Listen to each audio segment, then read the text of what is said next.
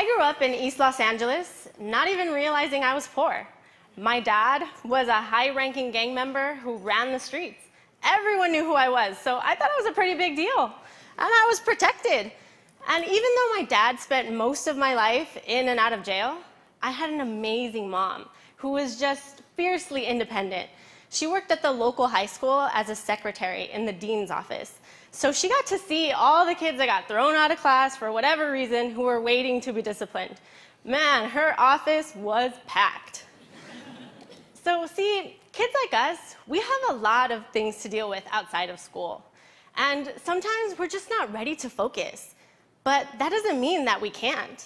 It just takes a little bit more. Like, I remember one day I found my dad convulsing, foaming at the mouth, ODing on the bathroom floor. Really? Do you think that doing my homework that night was at the top of my priority list? Not so much. But I really needed a support network, a group of people who were going to help me make sure that I wasn't going to be a victim of my own circumstance, that they were going to push me beyond what I even thought I could do. I needed teachers in the classroom every day who were going to say, you can move beyond that. And unfortunately, the local junior high was not going to offer that. It was gang-infested, huge teacher turnover rate. So my mom said, you're going on a bus, an hour and a half away from where we live, every day.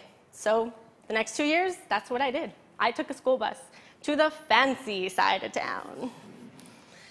And eventually, I ended up at a school where there was a mixture. There were some people who were really gang-affiliated, and then there was those of us really trying to make it to high school. Well, trying to stay out of trouble was a little unavoidable. You had to survive. You just had to do things sometimes. So there were a lot of teachers who were like, she's never going to make it. She has an issue with authority. She's not going to go anywhere. Some teachers completely wrote me off as a lost cause. But then they were very surprised when I graduated from high school. I was accepted to Pepperdine University, and I came back to the same school that I attended to be a special ed assistant, and then I told them, I want to be a teacher. And boy, they were like, what? Why? You want to do that? So I began my teaching career at the exact same middle school that I attended. And I really wanted to try to save more kids who were just like me. And so every year, I share my background with my kids because they need to know that everyone has a story, everyone has a struggle, and everyone needs help along the way. And I am going to be their help along the way. So as a rookie teacher, I created opportunity. I had a kid one day come into my class having been stabbed the night before. I was like, you need to go to a hospital, the school nurse, something. He's like, no, miss, I'm not going. I need to be in class because I need to graduate. So he knew that I was not going to let him be a victim of his circumstance, but we were going to push forward and keep moving on. And this idea of creating a safe haven for our kids and getting to know exactly what they're going through, getting to know their families, I wanted that, but I couldn't do it in a school with 1,600 kids and teachers turning over year after year after year. How do you get to build those relationships? So we created a new school, and we created the San Fernando Institute for Applied Media. And we made sure that we were still attached to our school district for funding, for support. But with that, we were going to gain freedom. Freedom to hire the teachers that we knew were going to be effective. Freedom to control the curriculum so that we're not doing lesson 1.2 on page 5, no. And freedom to control a budget, to spend money where it matters, not how a district or a state says you have to do it. We wanted those freedoms.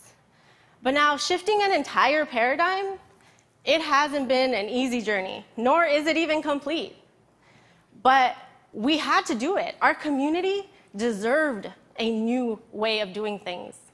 And as the very first pilot middle school in all of Los Angeles Unified School District, you better believe there was some opposition. And it was out of fear of, well, what if they get it wrong? Yeah, what if we get it wrong? But what if we get it right? And we did. So even though teachers were against it because we employ one-year contracts, you can't teach or you don't want to teach, you don't get to be at my school with my kids.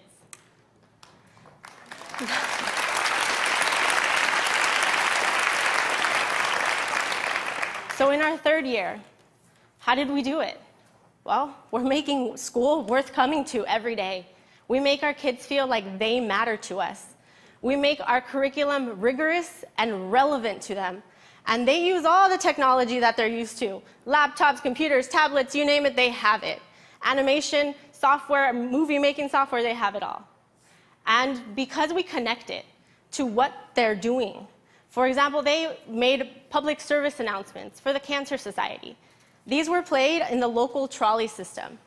Teaching elements of persuasion, it doesn't get any more real than that. Our state test scores have gone up more than 80 points since we've become our own school. But it's taken all stakeholders working together, teachers and principals on one-year contracts, working over and above beyond their contract hours without compensation. And it takes a school board member who's going to lobby for you and say, no, the district is trying to impose this, but you have the freedom to do otherwise. And it takes an active parent center who is not only there showing a presence every day, but who is part of our governance, making decisions for their kids, our kids. Because why should our students have to go so far away from where they live? They deserve a quality school in their neighborhood, a school that they can be proud to say they attend, and a school that the community can be proud of as well. And they need teachers to fight for them every day and empower them to move beyond their circumstances. Because it's time that kids like me stop being the exception and we become the norm. Thank you.